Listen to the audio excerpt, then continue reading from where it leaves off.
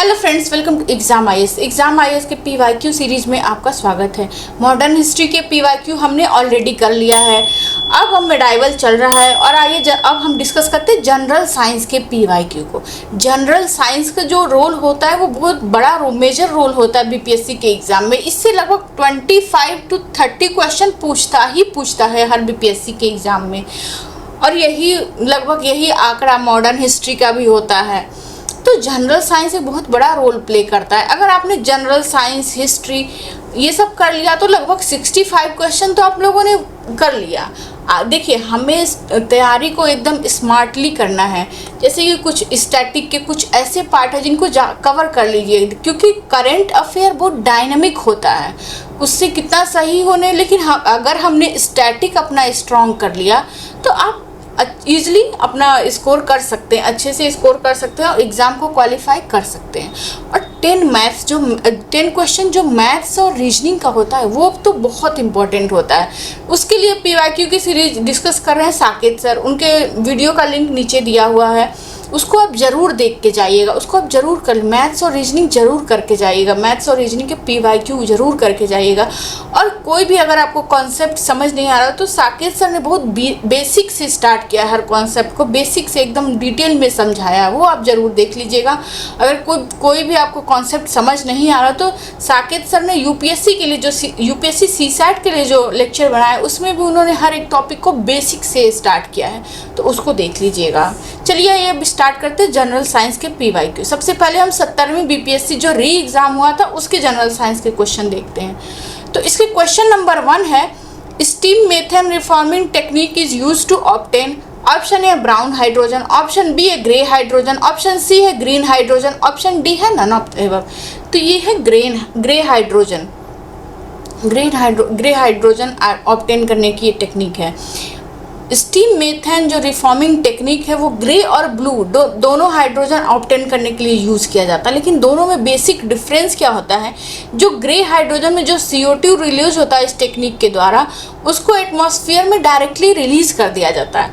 लेकिन जब हम लोग ब्लू हाइड्रोजन बनाते हैं तो उसमें जो CO2 रिलीज होता है इस टेक्निक के द्वारा, उसको कार्बन कैप्चर या स्टोर कर लिया जाता है। बस ये बेसिक डिफरेंस होता है। अब आइए हम देखते हैं एक एक करके। ग्रे हाइड्रोजन सबसे पहले, उसका प्रोडक्शन मेथड यही है, steam methane reforming technique. Process क्या, मेथेन और स्टीम मिक्स होता है, फिर उसके बाद उससे हाइड्रोजन बनता है और कार्बन डाइऑक्साइड डायरेक्टली एटमॉस्फेयर में रिलीज होता है, जिसका हाई इन्वायरमेंटल इम्पैक्ट पड़ता है। अब ये मोस्ट कॉमन और चीपेस्ट मेथड है हाइड्रोजन प्रोडक्शन का। अब नेक्स्ट देखते हैं ब्राउन हाइड्रोजन। इसका प्रोडक्शन मेथड है कोल गैसिफिकेशन। कोल को हीट किया जाता है ऑक्सीजन और स्टीम के साथ, जिससे सिनगैस बनते हैं। जो सिनगैस क्या होता है, carbon monoxide plus hydrogen H2। और इसके बाद इसका जो CO2 होता है, CO2 के साथ अदर पॉल्यूटेंट जो निकलते हैं जैसे सल्फर कंपाउंड, ये सब डायरेक्टली इन्वायरमेंट में डायरेक्टली रिलीज कर दिया जाता है इन्वायरमेंट में, जिसका इन्वायरमेंटल इम्पैक्ट वेरी हाई होता है। ये मोस्ट पॉल्यूटिंग मेथड है। अब देखिए next green hydrogen. Green hydrogen का प्रोडक्शन मेथड है water electrolysis using renewable energy. जैसे कि रिन्यूएबल एनर्जी क्या होता है, सोलर, विंड, ये सब रिन्यूएबल एनर्जी होता है। अब इसका प्रोसेस क्या होता है, हाइड्रोजन ब्रेक होता है, H2O ब्रेक होता है H2 + ½ O2 में वाया इलेक्ट्रिसिटी। अब इसके इमिशन में कोई ऐसा गैस प्रोड्यूस नहीं होता है, क्योंकि अगर ये रिन्यूएबल के द्वारा पावर्ड होता है। इन्वायरमेंटल इम्पैक्ट इसका वेरी लो पड़ता है और ये cleanest form of hydrogen obtain है, और लेकिन ये एक्सपेंसिव बहुत है। अब ब्लू हाइड्रोजन का मैंने आपको बता ही दिया था। अब आइए नेक्स्ट क्वेश्चन देखते हैं। Sour taste of vinegar is due to, option A tartaric acid, option B है लैक्टिक एसिड, ऑप्शन सी है सिट्रिक एसिड, ऑप्शन डी है नन ऑफ दीज। तो ये नन ऑफ दीज है। ये सार टेस्ट ऑफ विनेगर होता है एसिटिक एसिड की वजह से। आइए अब हम नीचे एक्सप्लेनेशन देखते हैं। यहाँ पे कुछ कॉमन ऑर्गेनिक एसिड और उनके नेचुरल सोर्सेज दिए हुए हैं। जैसे कि सिट्रिक एसिड, ये मिलता है सिट्रस फ्रूट से, जैसे लेमन, ऑरेंजेस, इन सब से सिट्रिक एसिड मिलता है। ये टैंगी इसका टेस्ट में होता है, शार्प होता है और ये फूड प्रिजर्वेशन के लिए यूज़ होता है। अब लैक्टिक एसिड मिलता है सार मिल्क, योगर्ट, कर्ड, ये सबसे लैक्टिक एसिड मिलता है। और ब्यूट्रिक एसिड मिलता है रेंसिड बटर से। और ये ब्यूट्रिक एसिड जो वोमिट होता है उसमें भी पाया जाता है। टार्टरिक एसिड मिलता है ग्रेप्स और टैमरिन से, ये वाइन मेकिंग के लिए इम्पॉर्टेंट होता है। एसिटिक एसिड विनेगर में मिलता है, एसिटिक एसिड मिलता है का सोर्स होता है विनेगर। मैलाइक एसिड का सोर्स होता है एप्पल। स्टेरिक एसिड का सोर्स होता है एनिमल एंड वेजिटेबल फैट्स। और ऑक्जेलिक एसिड होता है टोमेटो, स्पिनच, वुड सोरेल, ये सबसे ऑक्जेलिक एसिड मिलता है। और ऑक्जेलिक एसिड में ना कैल्शियम को बाइंड करने की टेंडेंसी ज़्यादा होती है, इसलिए अगर आप ज़्यादा अमाउंट में इसको खा लेते हो किडनी स्टोन होने की संभावना होती है। अब कार्बोनिक एसिड मिलता है सोडा वाटर, एरिडेटेड ड्रिंक, ये सब में कार्बोनिक एसिड मिलता है। अब आइए देखते हैं नेक्स्ट क्वेश्चन। नेक्स्ट क्वेश्चन है standard electrode potential of 3 metal A, B and C are respectively 0.5 V, -3 V and -1.2 V. Reducing power of these metal would be, इसका ऑप्शन बी सही है। अब कैसे सही है ये आइए हम लोग देखते हैं। जो स्टैंडर्ड रिडक्शन पोटेंशियल क्या होता है, ये किसी भी स्पीसीज को की टेंडेंसी को मेजर करता है, इलेक्ट्रॉन गेन करने की टेंडेंसी को मेजर करता है। और रिड्यूसिंग पावर क्या होता है, ये एबिलिटी होता है मेटल का टू लूज इलेक्ट्रॉन। अब जिसका जितना निगेटिव होगा स्टैंडर्ड रिडक्शन पोटेंशियल उतना उसका रिड्यूसिंग पावर स्ट्रांग होगा। तो सबसे ज़्यादा किसका है, -3, तो रिड्यूसिंग पावर स्ट्रांग इसका बी का होगा जिसका -3 है, फिर सी का होगा, फिर ए का होगा। अब आइए नेक्स्ट क्वेश्चन देखते हैं। Birds are typically found, option A है both at the base of leaves and tips of branches, option B at the tip of branches, option C है at the base of leaves, option D है none of the above. तो ये दोनों पे पाया जाता है, both leaves and tip of branches पे। अब आइए देखते हैं कैसे। बर्ड्स, सबसे पहले जानते हैं बर्ड्स क्या होता है। बर्ड्स जो होता है वो अनडेवलप्ड और एम्ब्रियोनिक सूट ऑफ प्लांट होता है। और ये जो प्लांट के ऊपर ये देखिए ये बर्ड्स है। अब बर्ड्स भी 3 टाइप का होता है। एपिकल बर्ड्स जिसको टर्मिनल बर्ड्स भी कहते हैं, ये जो होता है ये ऊपर वाला जो दिख रहा है वो टर्मिनल बर्ड्स है। और ये वाला है ये ऑक्सिलरी बर्ड्स है, ठीक है। अब आइए देखते हैं टर्मिनल बर्ड्स क्या होता है। ये टिप ऑफ स्टेम और ब्रांचेस के टिप पे होता है और ये प्राइमरी ग्रोथ के लिए रिस्पॉन्सिबल होता है। और ऑक्सिलरी बर्ड क्या होता है, ऑक्सिलरी बर्ड का लोकेशन हमने देखा ही था, लीफ एंड स्टेम के जंक्शन पे होता है ये। और ये ब्रांचेज भी डेवलप कर सकता है या फ्लावर भी डेवलप हो सकता है यहाँ से। अब देखते हैं एडवेंशियस बर्ड्स, इसका लोकेशन मैं दिखाती हूँ, ये रहा। ये जो रूट्स पे निकलते हैं ना वो उनको एडवेंशियस बर्ड्स कहते हैं। इनका लोकेशन होता है, ये अराइज होते हैं अनएक्सपेक्टेड प्लेस से, जैसे रूट, स्टेम या इवन लीव्स पे भी अराइज हो जाते हैं। लीव्स पे भी छोटा पत्ता निकलने लगता है ना, वो होता है एडवेंशियस बर्ड्स। और ये पाया जाता है वहाँ पे स्वीट पोटैटो पे, स्वीट पोटैटो के रूट्स पे ये देखा जाता है, ये सब है। और बर्ड डोरमेंसी क्या होती है, बर्ड रिमेन एक्टिव हो सकता है कि वीक तक, मंथ तक या इवन एक सीजन तक वो इनएक्टिव रहता है। जब तक उसको अपने फेवरेबल इन्वायरमेंटल कंडीशन नहीं मिलता है तब तक वो इनएक्टिव रहता है। फेवरेबल इन्वायरमेंटल कंडीशन मतलब टेम्परेचर, लाइट और रिमूवल ऑफ बर्ड, ये सब जब तक नहीं मिलता तब तक वो इनएक्टिव रह सकता है। अब नेक्स्ट क्वेश्चन देखते हैं। The Ishihara test is related with, option A है बोन डेंसिटी, ऑप्शन बी है IQ, ऑप्शन सी है कलर ब्लाइंडनेस, ऑप्शन डी है हीमोग्लोबिन लेवल। तो ये कलर ब्लाइंडनेस के लिए टेस्ट करते हैं इस टेस्ट का। अब देखते हैं इशियारा टेस्ट क्या होता है। कलर विजन टेस्ट होता है ये रेड और ग्रीन कलर डिफिशियंसी को डिटेक्ट करता है। इसको डेवलप किसने किया, शिनोबु इशियारा, इन्हीं के नाम पे इशियारा टेस्ट रखा गया इसका नाम। और ये कौन है, ये टोक्यो यूनिवर्सिटी के एक प्रोफेसर थे। अब उसके बाद देखते हैं बोन डेंसिटी टेस्ट क्या होता है। उसको डेक्सा या DXA स्कैन कहते हैं। इसका पर्पज वही है बोन डेंसिटी, बोन स्ट्रेंथ को मेजर करना। ये एक तरह का लो डोज एक्सरे स्कैन होता है और यूज़ मैंने आपको अभी ऊपर बता ही दिया। फ्रैक्चर रिस्क देखता है, बोन लॉस ओवर टाइम कैसे हो रहा है उसको मॉनिटर करता है, ऑस्टियोपोरोसिस को डायग्नोस करता है। ये सब इसका इस सब के लिए ये यूज होता है। अब देखते हैं हीमोग्लोबिन टेस्ट, उसको HB या HGB टेस्ट भी कहते हैं। अब हीमोग्लोबिन क्या होता है, हीमोग्लोबिन रेड ब्लड सेल में एक टाइप का प्रोटीन होता है जो ऑक्सीजन को कैरी करता है, लंग से ऑक्सीजन कैरी करता है और रेस्ट ऑफ द बॉडी तक पहुंचाता है। फिर बॉडी से कार्बन डाइऑक्साइड खींचता है और उसको लंग्स तक ले जाता है। ये काम होता है हीमोग्लोबिन का। इससे हमें एनीमिया, ओवरऑल हेल्थ, ये सब डिटेक्ट करते हैं। अब नेक्स्ट क्वेश्चन देख लेते हैं। Reactance of a capacitor is directly proportional to frequency. B है inversely proportional to square root of frequency. C है inversely proportional to frequency. D है नन ऑफ द एबव। ठीक है, सी ऑप्शन सही है इसमें, इन्वर्सली प्रोपोर्शनल टू फ्रीक्वेंसी। अब कैसे, अब देखते हैं कैपेसिटिव रिएक्टेंस क्या होता है। इसको XC से डिनोट करते हैं। ये जो एसी करंट बहती है कैपेसिटर में, उसको अपोज करने का जो रिएक्टेंस होता है, उसको जो ऑफर होता है उसको ये देखता है, ये होता है, इसको वही होता है कैपेसिटिव रिएक्टेंस, जो अपोज करता है। जो एसी करंट कैपेसिटर में बह रही होती है उसको जो अपोजिशन ऑफर करता है उसी को कैपेसिटिव रिएक्टेंस कहते हैं। अब इसको XC से डिनोट करते हैं। इसका यूनिट होता है ओम, और ये डिपेंड क्या होता है, ये फ्रीक्वेंसी और कैपेसिटेंस के यूनिवर्सली प्रोपोर्शनल होता है।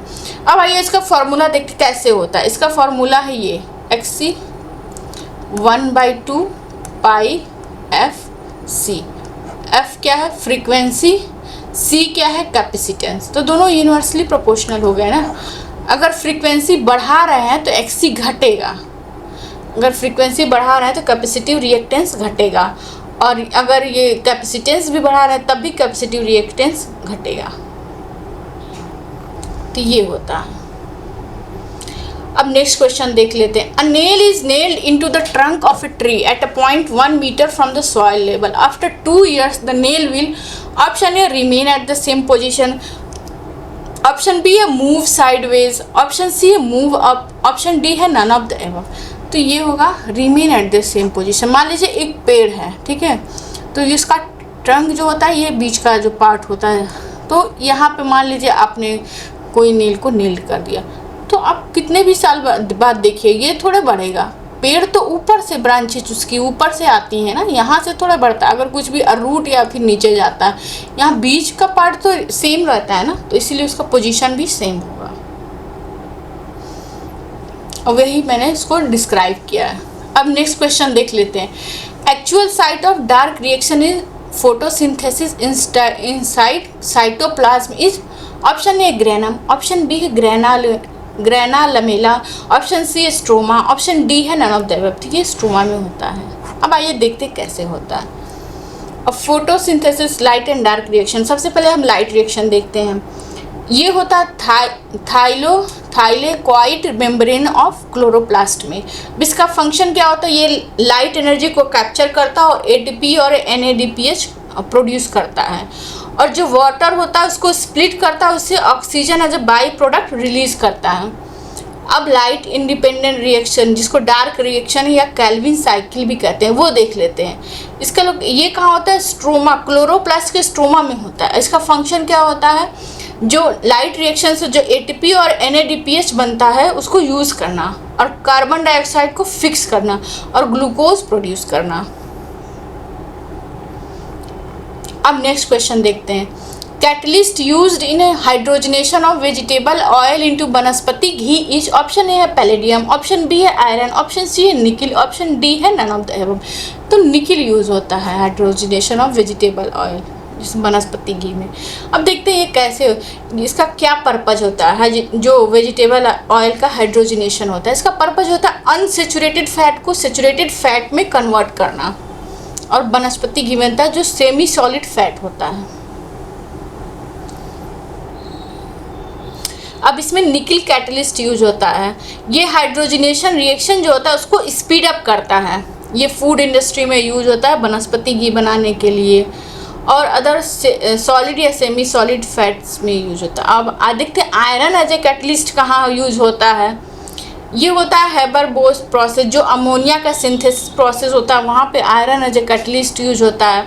ऑर्गेनिक सिंथेसिस प्रोसेस जो होता है वहाँ पे iron as a catalyst use होता है, क्योंकि ये इको फ्रेंडली होता है। और यहाँ पे ये प्रीशियस मेटल जो पैलेडियम या प्लेटिनम का अल्टरनेटिव होता है, क्योंकि पैलेडियम प्लेटिनम जो है ये सब प्रीशियस मेटल हैं।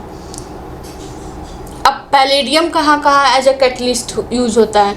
ये क्रॉस कपलिंग रिएक्शन जो होता है वहाँ पे होता है यूज़, क्योंकि पैलेडियम जो होता है वो हाईली वर्सेटाइल ट्रांजिशनल मेटल होता है। उसका कार्बन कार्बन बॉन्ड फॉर्मेशन जो होता है वो एक्सीलेंट होता है, उसकी सिलेक्टिविटी हाई होती है, इसकी स्टेबिलिटी हाई होती है और इसकी एफिशिएंसी भी हाई होती है ऑर्गेनिक रिएक्शन में।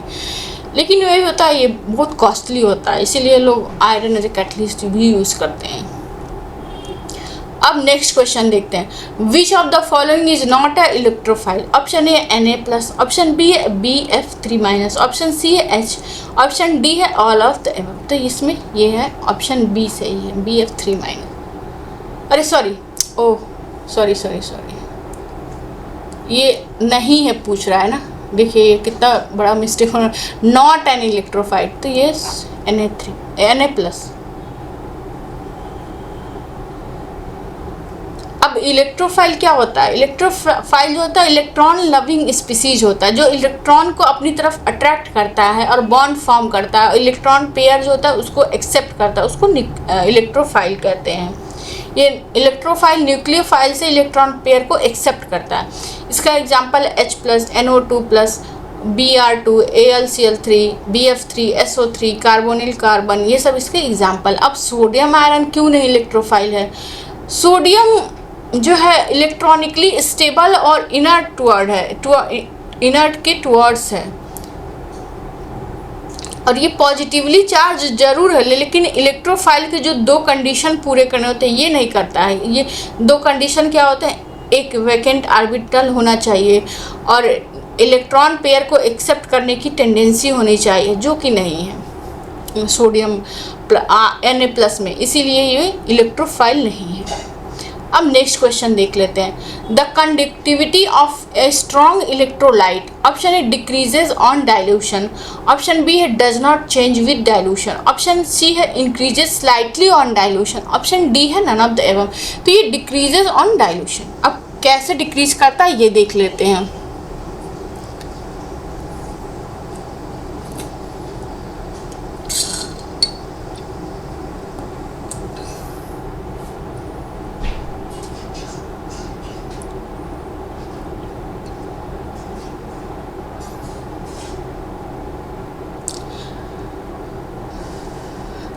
अब देखते हैं कंडक्टिविटी ऑफ स्ट्रॉन्ग इलेक्ट्रोलाइट का डाइल्यूशन देखते हैं। जब किसी भी इलेक्ट्रोलाइट को कम्प्लीटली डिसोशिएट किया जाता है तो वो कम्प्लीटली डिसोशिएट होता है आयन और सोल्यूशन में, और जब भी उसका डाइल्यूशन किया जाता है, जब भी और उसमें जो मोर सॉल्वेंट ऐड किया जाता है तो क्या होता है, तो टोटल नंबर ऑफ आयंस तो सेम ही रहते हैं, लेकिन ions per unit volume decrease होने लगता है, जिससे क्या होता है ओवरऑल कंडक्टिविटी डिक्रीज हो जाती है। अब नेक्स्ट क्वेश्चन देख लेते हैं, for two liquids A and B to form an ideal solution. Option है entropy of mixing must be 0, option B है free energy of mixing should be 0, option C enthalpy of mixing should be 0, option D है none of the above. तो इसमें enthalpy of mixing should be 0, C option सही है। अब देखते हैं ideal condition के लिए क्या, आइडियल सॉल्यूशन के लिए क्या क्या कंडीशन होनी चाहिए। तो उसके लिए फॉलोइंग कंडीशन होनी चाहिए। कौन कौन सी? पहले वो जो रॉल्स लॉ है उसको ओबे करना चाहिए। वो क्या है रॉल्स लॉ? जो पार्शियल वेपर प्रेशर होता है ईच कंपोनेंट का वो प्रोपोर्शनल टू होना चाहिए mole fraction in the solution, और एंथैल्पी ऑफ मिक्सिंग 0 होना चाहिए। वरना मतलब इसका मतलब क्या है, जब मिक्सिंग हो रही हो तो कोई भी हीट एब्जॉर्ब या इवॉल्व नहीं होनी चाहिए। अब वॉल्यूम चेंज भी 0 होना चाहिए मिक्सिंग के दौरान। सिमिलर इंटरमोलिकुलर फोर्सेस होना चाहिए, कोई न्यू स्ट्रॉन्गर वीकर इंटरेक्शन नहीं होना चाहिए। इसका एग्जांपल है benzene plus toluene, n hexane plus n heptane, chlorobenzene plus bromobenzene. अब नेक्स्ट क्वेश्चन देखते हैं, लीवर स्टोर्स। ऑप्शन है A, B, C and D vitamins, option B है only A and B vitamins, option C A, B and C vitamins, option D है none of these. तो इसमें none of these है, क्योंकि liver में fat soluble vitamin होते हैं वो डिपॉजिट होते हैं। अब देखते हैं कौन कौन से फैट सॉल्युबल विटामिन होते हैं जो लीवर में स्टोर होते हैं। फैट सॉल्युबल विटामिन होते हैं A, D, E and K, ये लीवर में स्टोर होते हैं। अब विटामिन ए का काम क्या होता है? विजन, इम्यूनिटी, रिप्रोडक्शन बढ़ाना। विटामिन डी कैल्शियम ऑब्जॉर्प्शन करता है, बोन हेल्थ को बढ़ाता है। विटामिन ई एंटीऑक्सीडेंट प्रोटेक्शन करता है। विटामिन के ब्लड क्लॉटिंग से रोकता है। अब इसके लिए एक निमोनिक मैंने बनाया है, उसका निमोनिक क्या है? ऑल डॉक्टर ईट केले, ये mnemonic. A for vitamin A, D doctor, D for vitamin D, E for vitamin E और के फॉर विटामिन के। ये न्यूमोनिक अगर याद रखिएगा तो सही है। अब नेक्स्ट क्वेश्चन देख लेते हैं। There is no atmosphere on the surface of the moon because it is closer to earth. Option B है escape velocity of gas molecule is less than RMS velocity. Option C है it revolves around the earth. Option D it gets light from the sun. तो इसका option B सही है। अब क्यों सही है ये देखते हैं। इसकी स्केप वेलोसिटी बहुत लो होती है। इसकी स्केप वेलोसिटी लगभग 2.38 किलोमीटर पर सेकेंड होती है। अब पृथ्वी की कितनी होती है स्केप वेलोसिटी? 11.2 किलोमीटर पर सेकेंड। मतलब इसकी स्केप वेलोसिटी पृथ्वी से बहुत कम होती है। देखिए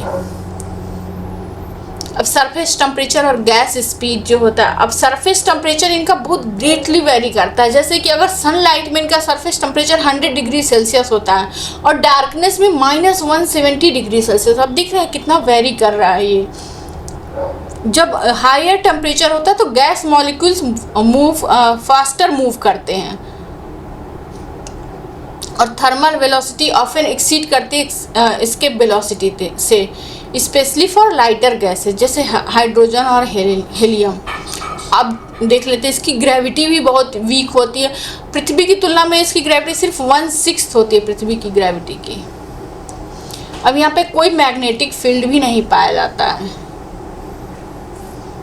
अब नेक्स्ट क्वेश्चन देख लेते हैं। जो क्विनीन है is a common drug for malaria that is obtain from A plant which part of the plant yields this drug. Option A है लीव्स, ऑप्शन बी है रूट, ऑप्शन सी है stem bark, option D है none of the above. तो ये stem bark से पाया जाता है। अब क्विनीन एंटी मलेरियल ड्रग है। ये चिंचोना ट्री के बार्क से पाया जाता है। और जो इसका मेडिसिनल यूज़ क्या होता है? जो मलेरिया स्पेशली जो प्लाज्मोडियम फैलेसिपेरम से इन्फेक्शन होता है उसको ये ट्रीट करता है। और ये मलेरिया का one of the earliest known treatment है। इसका ओरिजिन है साउथ अमेरिका का नेटिव है, स्पेशली पेरू, इक्वेडर, बोलीविया। इसीलिए इसे पेरूवियन बार्क या जेसुट बार्क भी बोलते हैं। अब नेक्स्ट क्वेश्चन देखते हैं। Turmeric powder is obtain from which part of the turmeric plant? Option B है dried food, option option A dried food, option B है ड्राइड रूट, ऑप्शन सी है सीड, ऑप्शन डी है none of the above. तो ये none of the above है। ये rhizome से पाया जाता है। तो ये इसका प्लांट का नाम है कुरकुमा लोंगा। और ये उसके राइजोम पार्ट जो एक अंडरग्राउंड स्टेम का थिक पार्ट होता है उससे पाया जाता है। अब इसका प्रोसेस क्या होता है? जो मेच्योर राइजोम होते हैं इसको सॉइल से हार्वेस्ट करते हैं, फिर इसको बॉयल या स्टीम करते हैं कि ताकि उसकी जो ऑर्डर है वो निकल जाए और जो जर्म्स हैं वो सब किल हो जाएं। फिर इनको सुखा के फाइनली ग्राइंड करते हैं ये, और हमें येलो ऑरेंज पाउडर मिलता है। इसका यूज़ होता है मेडिसिनल यूज़ होता है, खाना बनाने में जो यूज़ होता है, नेचुरल कलरिंग एजेंट है, ये सब यूज़ होता है इसमें। और इंडियन कल्चर में तो ये रिचुअल एंड कॉस्मेटिक भी यूजेस होते हैं इनके। अब नेक्स्ट क्वेश्चन देख लेते हैं। How is hydrogen stored physically? Option A in the form of hydride, option B in the form of water, option C है by compressing hydrogen gas, option D है नन ऑफ द एबव। तो ये option C सही है, by compressing hydrogen gas. अब आइए एक करके देखते हैं। सबसे जो गैसेस को कंप्रेस करके गैसेस को कंप्रेस करके जो हाइड्रोजन को स्टोर करते हैं वो मेथड देखते हैं। इसमें हाइड्रोजन को स्टोर किया जाता है अंडर हाई प्रेशर। प्रेशर कितना होता है? लगभग 350 to 700 बार प्रेशर होता है यहाँ पे। अभी ये एक मेच्योर और सिंपल टेक्नोलॉजी है, फास्ट रिफ्यूलिंग टाइम होता है इसका। लेकिन इसके डिसएडवांटेज क्या है? ये यहाँ पे हाई प्रेशर टैंक लगता है जो हैवी होता है, लो वॉल्यूमेट्रिक एनर्जी डेंसिटी होती है इसकी, सेफ्टी कंसर्न हाई होता है क्योंकि हाई प्रेशर के अंडर रखा जाता है। अब लिक्विड हाइड्रोजन कैसे, क्रायोजेनिक लिक्विड जिसको बोलते हैं, तो कैसे स्टोर करते हैं? हाइड्रोजन को कूल करते हैं -250 डिग्री सेल्सियस पे और उसको लिक्विड में स्टोर करते हैं। अब इसके एडवांटेज क्या है? इसकी डेंसिटी, एनर्जी डेंसिटी हाई होती है गैस के कंपैरिजन में। ये एरोस्पेस, लॉन्ग रेंज एप्लीकेशन, ये सब के लिए सूटेबल होता है। लेकिन ये एक्सपेंसिव मेथड होता है, ये एक्सपेंसिव टाइप का सिस्टम होता है। इसके जो boil off losses due to evaporation हो जाता है और हाई एनर्जी कॉस्ट होता है लिक्विफिकेशन के लिए। ये सब इसके डिसएडवांटेज होते हैं। अब सॉलिड स्टेट स्टोरेज क्या होता है? सॉलिड स्टेट में इसको मेटल हाइड्राइड्स, केमिकल हाइड्राइड, ये सब के रूप में इसको स्टोर किया जाता है। किसी भी chemically bonded with solid material में हाइड्रोजन को अब्जॉर्ब कर लिया जाता है, जैसे मेटल हाइड्राइड, ये सब में अब्जॉर्ब किया जाता है। और एडवांटेज क्या होता है? हाई वॉल्यूमेट्रिक डेंसिटी होती है इसकी और ये सेफ़र होता है क्योंकि प्रेशर लो होता है और इन जो फ्लेमेबिलिटी होती है वो भी लो होती है इसकी। लेकिन सिस्टम इसका हैवियर होता है और इसकी कॉस्ट भी हाई होती है। अब नेक्स्ट क्वेश्चन देखते हैं। As the diameter of objective lens of a telescope increases the resolution of the telescope. Option A remain same, option B depend on focal length of lens, option C increases, option D है decreases. अगर diameter increase होगा तो resolution तो diameter increase होगा तो resolution भी तो increase होगा, तो वो इंक्रीजेज होगा। जितना आप टेलीस्कोप के डायमीटर को इंक्रीज करेंगे उतना आपको क्लियर इमेज मिलेगा, उतना उसका रिजोल्यूशन हाई होगा और आपको क्लियर इमेज मिलेगा, एकदम क्लोजली आप उसको देख सकते हैं। ये सब मैंने इसमें एक्सप्लेन किया। अब क्वेश्चन नंबर 18 देख लेते हैं। Compare to a burn due to air at 100 degree Celsius, the burn due to steam at 100 degree Celsius is less dangerous due to high latent heat of evaporation, more dangerous due to high latent heat of evaporation, और C है less dangerous due to low latent heat of evaporation, D है more dangerous due to low latent heat of evaporation. तो इसमें option B सही है ना। आप देखिए, जैसे एयर से अगर एयर आपके हाथ पे लगता है तो वहाँ से कुछ उससे आगे थोड़ा होगा, वेपर हो गया ना। अगर स्टीम लगता है तो स्टीम तो होगा ही होगा, जो और उसके बाद जो कंडेंसेशन जब होगा तो जब वो एयर में बदलेगा तो और आपको जलन होगा, तो और बर्न करेगा। इसलिए स्टीम वाला ज़्यादा डेंजरस होता है हॉट एयर के कंपैरिजन में। और इसका थोड़ा साइंटिफिक एक्सप्लेनेशन बता देती हूँ। जो 100 डिग्री सेल्सियस पे स्टीम होता है वो additional latent heat of vaporisation उसमें कंटेन होता है, जिसकी वजह से उसको एक्स्ट्रा एनर्जी वाटर एब्जॉर्ब करता है और लिक्विड को गैस में चेंज करने में विदाउट टेम्परेचर इंक्रीजेस। इसलिए और एयर जो होता है वो किसी भी फेज चेंजेस में नहीं होता इस टेम्परेचर पे, इसमें कोई भी फेज चेंज नहीं होता है, इसमें एक्स्ट्रा एनर्जी लैक करती है, इसीलिए स्टीम से हम ज़्यादा जलते हैं। इसलिए स्टीम से अगर आप जल गए तो ज़्यादा नुकसान होता है, ज़्यादा टिश्यू डैमेज हो जाता है स्किन का। अब नेक्स्ट क्वेश्चन देख लेते हैं। The light weight bullet proof helmet and jacket use which of the following fibers for their production. Option A है terylene, option B nylon, option C है केवलार, ऑप्शन डी है none of the above. Kevlar है। अब क्यों है via देखते हैं। इसको इसलिए यूज किया जाता है कि ये केवलार जो होता है सिंथेटिक पॉलीमर फाइबर होता है, इसकी टेंसाइल स्ट्रेंथ हाई होती है, ये स्टील से स्ट्रॉन्गर होता है वेट में, इसका रेजिस्टेंस इम्पैक्ट जो होता है वो एक्सीलेंट होता है, ये या ज़्यादा एनर्जी एब्जॉर्ब या डिस्पर्स कर सकता है फ्रॉम बुलेट और शार्पनेल का, और लाइट वेट नेचर का होता है, इसीलिए सुटेबल होता है। यही सब वही रीजन मैंने दिया है। फ्लेक्सिबिलिटी भी इसकी हाई होती है। अब टेराइलिन क्या होता है? ये सिंथेटिक पॉलिएस्टर फाइबर होता है जो पॉलीथीन, टेरेफेथलेट्स या पीईटी से बनता है। इसकी ड्यूरेबिलिटी और ये अपनी ड्यूरेबिलिटी और वर्सेटिलिटी के लिए जाना जाता है। इसकी टेंसाइल स्ट्रेंथ हाई होती है, ये लॉन्ग लास्टिंग ड्यूरेबल होता है, और जैसे वो जो फैब्रिक का शेप है और अपीयरेंस को ये मेंटेन रखता है। ये रिंकल रेजिस्टेंस होता है और मॉइस्चर को बॉडी से खींच के अवे करता है। ये एक्टिव वियर, होम टेक्सटाइल, ये सब में यूज होता है। पैकेजिंग। इंडस्ट्रियल यूजेस क्या होते हैं, safety belt, tyre cords, fishing net, ये सब बनाता है ये। Curtain, upholstery, bedsheet, table cloth, ये सब इससे बनता है। अब नायलॉन क्या होता है, नायलॉन जो होता है strong, durable and elastic synthetic polymer होता है। क्लॉथिंग में यूज होता है, जैसे स्पोर्ट्स वियर बनता है, स्विम वियर बनता है, लिंगरी बनता है, ये सब इससे बनता है। और इंडस्ट्रियल यूजेस क्या है इसके, ropes, conveyor belt, fishing nets, parachutes, और प्लास्टिक कंपोनेंट में गियर, बियरिंग, मशीन पार्ट, ये सब बनता है। मेडिसिनल यूजेस भी होते हैं, सर्जिकल जो इम्प्लांट होते हैं वो भी बनते हैं।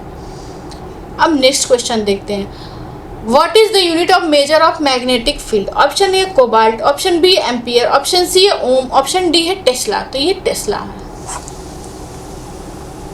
अब आइए कुछ फिजिकल क्वांटिटी और उनके एसआई यूनिट देख लेते हैं।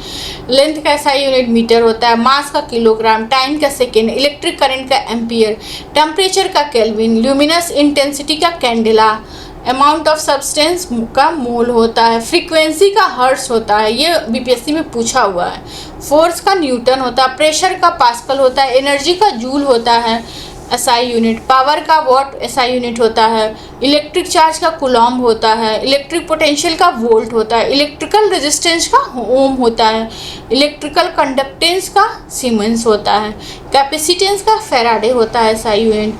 अब मैग्नेटिक फ्लक्स का वेबर होता है, मैग्नेटिक फील्ड स्ट्रेंथ का टेस्ला होता है। देखिए ये देखिए, मैग्नेटिक फ्लक्स का वेबर होता है और मैग्नेटिक फील्ड स्ट्रेंथ का टेस्ला होता है यूनिट।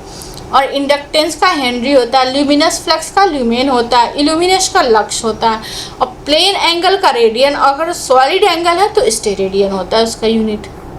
अब आइए नेक्स्ट क्वेश्चन देखते हैं। Beside spreading malaria, anopheles mosquitoes are also vector of, option A dengue and filariasis, option B dengue and encephalitis, option C है encephalitis and filariasis, option D है none of the above. तो option C सही है इसमें, encephalitis and filariasis. कैसे, अब देखिए जो एनोफिलीज मॉस्किटो होते हैं उनसे कौन कौन सी डिजीज ट्रांसमिट होती है।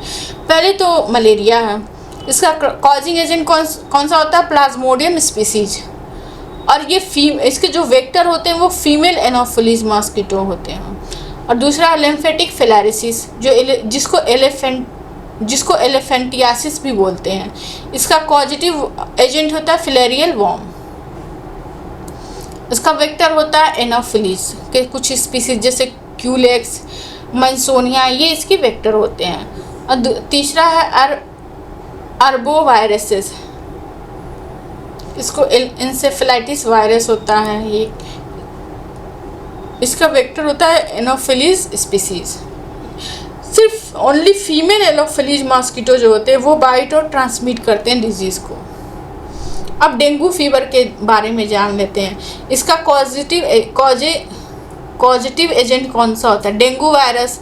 इसके चार सेरोटाइप होते हैं, DENV1, DENV2, DENV3, DENV4 होते हैं, 4 सेरोटाइप्स होते हैं। अब इसके वेक्टर कौन होते हैं, एडीज इजिप्टो मॉस्किटो जो प्राइमरी वेक्टर होते हैं और ये डे टाइम में एक्टिव होते हैं। इनका मोड ऑफ ट्रांसमिशन क्या था, human mosquito human to human ये नहीं ट्रांसमिट होते हैं। अब की फीचर क्या होता है, डेंगू में क्या होता है, सडन फीवर आता है, सीवियर हेडेक होता है, आँख के पीछे दर्द होता है, जॉइंट एंड मसल पेन होता है, स्किन का में रैशेज हो जाते हैं। ये इसके कुछ की फीचर हैं। अब नेक्स्ट क्वेश्चन देखते हैं। Blood group of an individual is determined by, option A presence of haemoglobin, option B है combination of WBC and RBC, option C है shape of RBC, option D है नन ऑफ द एबव। तो ये है none of the above. अब कैसे है देखते हैं, ब्लड ग्रुप कैसे डिसाइड करते हैं। ब्लड ग्रुप डिटरमाइन करते हैं कुछ स्पेसिफिक एंटीजन के प्रेजेंट पे ऑन द जो रेड ब्लड सेल के सरफेस पे जो स्पेसिफिक एंटीजन प्रेजेंट होते हैं उससे ब्लड ग्रुप डिटरमाइन करते हैं। और इसके दो सिस्टम ABO और RS सिस्टम मोस्ट इम्पॉर्टेंट होते हैं। ABO ब्लड ग्रुप सिस्टम देख लेते हैं। अगर आपका ब्लड टाइप अगर A है तो आपका एंटीजन A होगा और एंटीबॉडीज एंटी-B होगी। अगर ब्लड टाइप B है तो एंटीजन B होगा, एंटीबॉडीज एंटी-A होगा। अगर ब्लड टाइप AB है तो एंटीजन A एंड B होंगे और एंटीबॉडीज एब्सेंट होता है AB में। और अगर ब्लड टाइप ओ है तो एंटीजन एब्सेंट होता है, एंटीबॉडीज होता है anti A and anti B, इससे हम ब्लड टाइप। अब ओ निगेटिव जो होता है, ओ निगेटिव यूनिवर्सल डोनर होता है और A B positive universal recipient होता है। अगर आर एच पॉजिटिव है तो वो डी एंटीजन प्रेजेंस होता है उसमें, अगर आर एच निगेटिव है तो डी एंटीजन नहीं होता है। अब जैसे, और ये इनहेरिटेंस भी होता है, ये जेनेटिकली इनहेरिटेड होता है बोथ पेरेंट के द्वारा, ये सब होता है। अब आइए देखते हैं नेक्स्ट क्वेश्चन क्या है।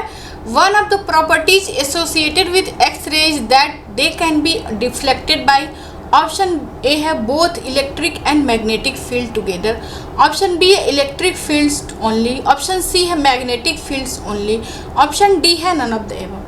तो ये है नन ऑफ द एबव। अब क्यों है? क्योंकि एक्सरे किसी से भी डिफ्लेक्ट नहीं होती है। अब आइए देखते क्यों है। मैंने बताया ना, एक्सरे ना तो इलेक्ट्रिक ना ही मैग्नेटिक फील्ड से डिफ्लेक्ट होती है, क्योंकि जो एक्सरे का टाइप होता है वो इलेक्ट्रोमैग्नेटिक, जो फोटोन के कंपोज से बनता है, जो मासलेस और चार्जलेस होता है, इसलिए ना ही वो इलेक्ट्रिक है ना ही मैग्नेटिक फील्ड से डिफ्लेक्ट होती है। अब नेक्स्ट क्वेश्चन देख लेते हैं। The number of scientific payload on Aditya L1 mission for systematic study of sun is, option A 9, option B है 6, ऑप्शन सी है 7, ऑप्शन डी है 5। तो ये थे 7 पेलोड था आदित्य L1 मिशन पे। अब आइए आदित्य L1 मिशन के बारे में जानते हैं। इसको इसरो ने लॉन्च किया था। लॉन्च डेट है 2 सितंबर 2023। लॉन्च व्हीकल है PSLV-X और ऑर्बिट कौन सा? हेलो ऑर्बिट अराउंड सन अर्थ लैग्रांज पॉइंट, जिसको पॉइंट L1 भी बोलते हैं। अब इसका ऑब्जेक्टिव क्या था? सन के जो एटमॉस्फेयर था उसको स्टडी करना, वहाँ पे सोलर विंड, सोलर फ्लेयर्स और जो स्पेस वेदर उसको स्टडी करना। अब इसकी ज़रूरत क्यों थी? क्योंकि सन जो है हमारा प्राइमरी एनर्जी सोर्स है सोलर सिस्टम का, इसलिए सन की एक्टिविटी जैसे कोरोनल मास इंजेक्शन और सोलर फ्लेयर ये हमारे कम्युनिकेशन सिस्टम को अफेक्ट करता है। Satellite communication system, power grid और क्लाइमेट को अफेक्ट करता है। इसलिए हमारा जो स्पेस वेदर फॉरकास्टिंग है उसको हम और अच्छे से समझ सकें और उसको और बेटर बना सकें, इम्प्रूव कर सकें, इसके लिए ये मिशन की ज़रूरत थी और ये मिशन का गोल भी है। अब इसमें 7 पेलोड हैं, जैसे VELC, SUIT, SoLEXS, HEL-1OS, ASPEX, PAPA, MAG, ये सब इसके पेलोड हैं जिनका अलग अलग ऑब्जेक्टिव है। अब लैग्रांजे पॉइंट क्यों सिग्निफिकेंट है? लैग्रांजे पॉइंट जो पॉइंट L1 है वो बैलेंस पॉइंट है, अर्थ और सन के बीच का बैलेंस पॉइंट है। ये सोलर ऑब्जर्वेशन को अनइंटरप्टेड अलाउ करता है। और ये जो आदित्य L1 मिशन है वो इंडिया का first space based solar observatory है। अब क्वेश्चन नंबर 25 देख लेते हैं। Which of the following is responsible for production of shadow? Option A polarisation, option B है rectilinear propagation of light, option C है डिफ्रैक्शन, ऑप्शन डी है interference. तो ये ऑप्शन बी सही है, रेक्टिलिनियर प्रोपगेशन ऑफ लाइट। अब आइए थोड़ा सा जानते हैं कैसे फॉर्मेशन होता है शैडो का। लाइट जो है स्ट्रेट लाइन में ट्रेवल करती है। जब भी कोई इसको ऑब्जेक्ट ऑब्स्ट्रक्ट करता है उसके पाथ को, तो वहाँ जो वो क्या होता है, इससे जो लाइट होती है प्रिवेंट होती है अपने सोर्स तक, जो उसका स्पेसिफिक रीजन होता है वहाँ से तक पहुँचने के लिए, वहाँ तक पहुँचने में उसको ऑब्स्टिकल होता है, जिससे एक शैडो क्रिएट होती है। अब देखिए हर अलग अलग ऑब्जेक्ट का अलग अलग शैडो होता है। जैसे ओपेक अगर ऑब्जेक्ट होगा तो वो लाइट को कम्प्लीटली ब्लॉक कर देगा, जिससे dark and well defined shadow बनेगा। अगर ऑब्जेक्ट ट्रांसलूसेंट ऑब्जेक्ट होगा तो ये लाइट को पार्शियल अलाउ करता है, जिससे लाइटर और ब्लरी शैडो बनता है। अगर ट्रांसपेरेंट ऑब्जेक्ट होगा तो ये मोस्ट ऑफ द लाइट को अलाउ कर देता है, जिससे शैडो नोटिसेबल नहीं बनेगा। अब size and shape of object भी कैसे वो करता है, इसमें वेरी करता है। ये influence the shape and sharpness of the shadow. Size and shape of the object कैसे इस पर इफेक्ट करता है, इससे जो शैडो का शार्पनेस और शेप बनता है उसको उस पर इन्फ्लुएंस करता है ये। और लाइट सोर्सेज क्या क्या होते हैं? पॉइंट सोर्स से क्या होता है? शार्प एज शैडो बनता है। अगर एक्सटेंडेड सोर्स होगा तो उससे या तो यूब्रा या तो न्यूब्रा बनेगा। यूब्रा मतलब कंप्लीटली शैडो बनेगा या न्यूब्रा मतलब पार्शियल शैडो बनेगा। अब देखते हैं next question, question number 26। Who is the current chairman of the Indian Space Research Organisation? ये ISRO. Option A G Madhavan Nair, option B है U R Rao, option C है एस सोमनाथ, ऑप्शन डी है के Sivan.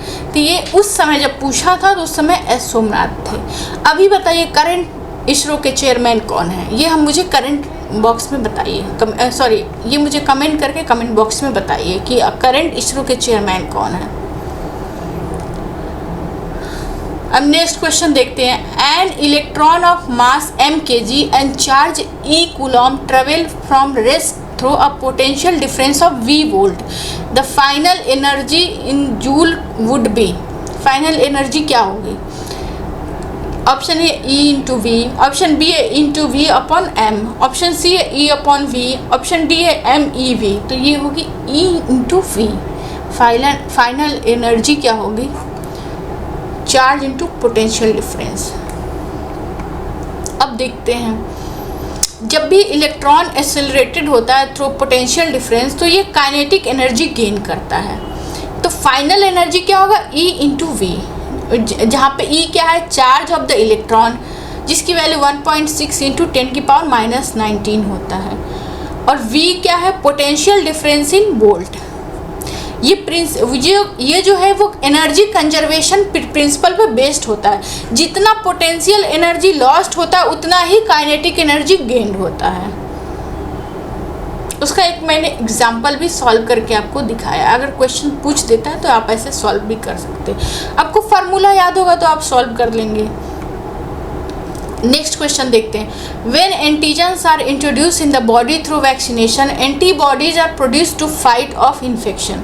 Option A by both B and T cell, option B है by only B cell, option C है by only T cell, option D है none of the above. तो ये है by only B cell. अब कैसे होता है ये देखते हैं। जब हमें कोई भी वैक्सीनेशन के थ्रू हमें एंटीजन इंट्रोड्यूस करते हैं अपनी बॉडी में तो कैसे एंटीबॉडी से वो होता है, देखते हैं कैसे हमारा कोई भी वैक्सीन वर्क करता है। जब भी वैक्सीन में एंटीजन होता है जो हमारे जो डिजीज़ कॉजिंग पैथोजन है उनको वीकेंड करता है, इनएक्टिव करता है या ये सब करता है। तो अब जैसे एंटीजन की वजह से डिजीज़ नहीं होता है, ये तो इनफ होता है स्टिमुलेट करने के लिए हमारे इम्यून सिस्टम को। अब जैसे ही हमारा इम्यून सिस्टम आइडेंटिफाई करता है एंटीजन को एज अ फॉरेन, तो तुरंत इम्यून रिस्पॉन्स ट्रिगर होता है और वो वाइट ब्लड सेल को एक्टिवेट कर देता है। अब एंटीबॉडी का प्रोडक्शन कैसे होता है? जैसे ही वाइट ब्लड सेल जो एक्टिवेट हो जाता है तुरंत बी सेल एक्टिवेट हो जाता है जो एक टाइप का वाइट ब्लड सेल है। फिर बी सेल जो तब प्रोड्यूस करता है स्पेसिफिक एंटीबॉडीज़ जो बाइंड करता है या इंट्रोड्यूस करता है एंटीजन को। अब फिर एंटीबॉडीज अटैच हो जाता है एंटीजन से। अब ये दोनों मिलकर थ्रेट को न्यूट्रलाइज कर देते हैं और इसको मार्क करते हैं as a destruction by other immune cell like macrophages और किलर टी सेल। अब इसमें इम्यूनिटी कैसे डेवलप होती है? अब जो इम्यून सिस्टम है हमारा वो एंटीजन को रिमेंबर करता है अपने मेमोरी में बी एंड टी सेल में। तो अगर एक्चुअल पैथोजन इंटर करेगा बॉडी में बाद में तो इम्यून सिस्टम फास्टर रिस्पॉन्ड करेगा और मोर इफेक्टिवली प्रिवेंट करेगा इलनेस से। ऐसे काम करता है ये एंटीबॉडीज़।